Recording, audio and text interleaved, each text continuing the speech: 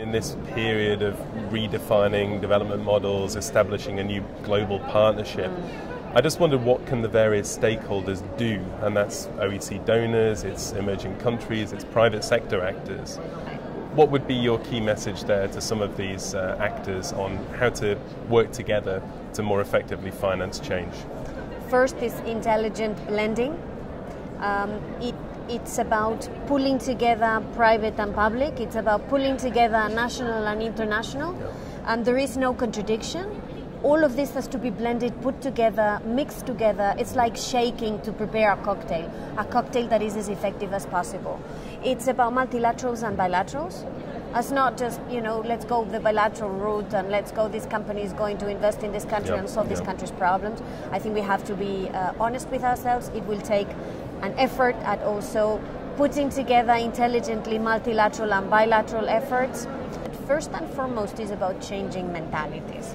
It's about changing the mentality that translating development on the ground is only a matter for the state. It's about changing the manner in which the state development agencies are functioning. It's about also being honest that sometimes results will not come immediately, that it will take a little bit of time, and this has to be embedded into the projects. It has to be explained to taxpayers who very often are funding these projects. It's this change in mentality that we all have to embark on as we craft the post-2015 agenda. But what's your sense of the mood amongst the international development community as we lead into this crucial period for international development and the post-2015 agenda? Do you think that there's a genuine will to shake things up? Do you think that it's going to be more of the same? Or do you think that people might be reticent to change, for example? What's your sense of the environment in which we're operating at the moment? My sense is that we are already assisting to a gradual change.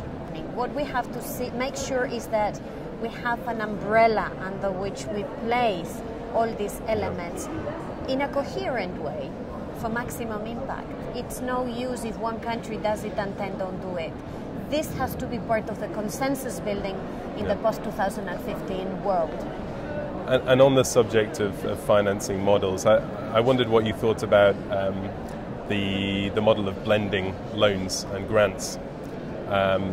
This is seen by some, including the European Commission, as something of a solution.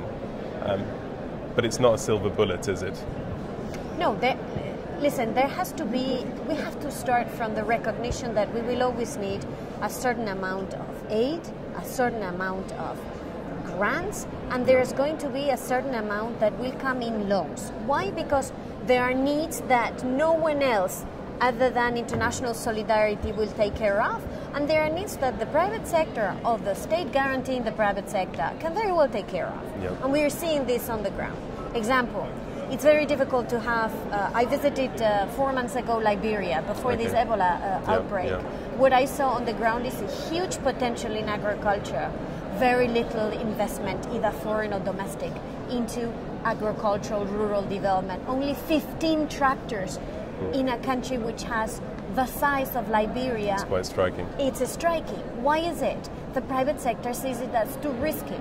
The private sector sees it as not having enough infrastructure, as not being enough of a hook to invest in the country. If there is no element of aid, it's going to take a long time for Liberia to develop. So do we have to mitigate this risk, and do we have to shoulder some of the risks so that private sector can come in and invest more freely? Yes, we do.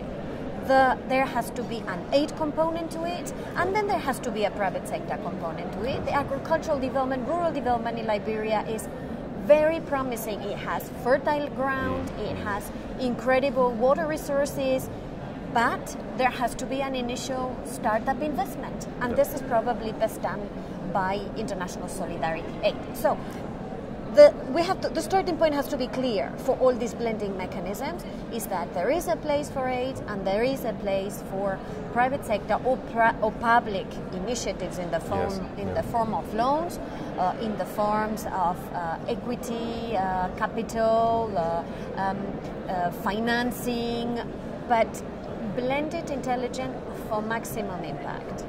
That's the key.